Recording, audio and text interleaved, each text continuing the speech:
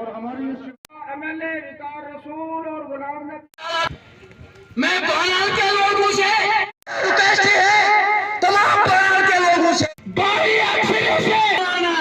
क्योंकि रफीक बेटे मेरे लिए दुआ करो। 35 है 370 सबका नाम ना लेते हुए काफी टाइम की कमी, तो वो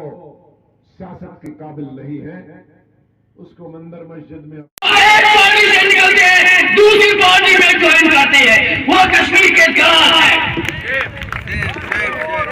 हमारे शहर में वो जगह बुलाया,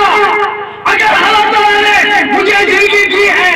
जम्मू कश्मीर में पूरे शर्मा जी एक्स मिनिस्टर, हमारे विकास रसूल साहब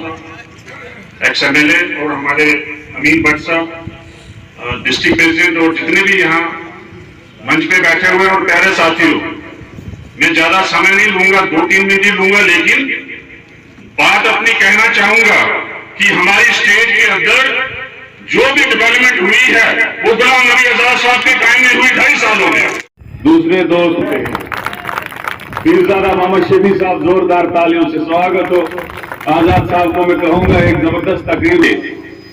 आज तक अगर हमारे पहाड़ी गरीब गुरबा लोगों का किसी ने दिल जीता है वो हमारे गुलाम नबी आजाद साहब ने जीता, क्योंकि हमने हमेशा चुनाव वैली से दूसरी जगहों से नेशनल कॉन्फ्रेंस को सीट दी, हमेशा हवाला कर,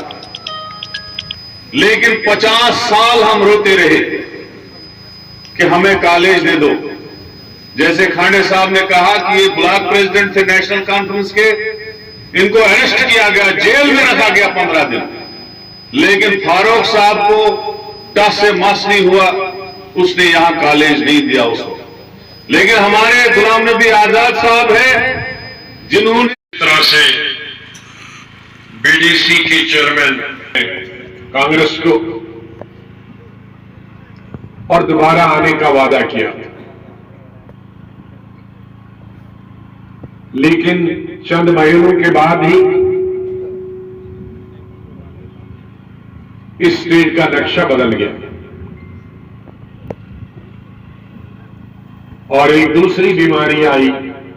जिसने दुनिया का ही नक्शा बदल दिया। तो इन 2 सालों 20 और 21 और 19 के आधे से जो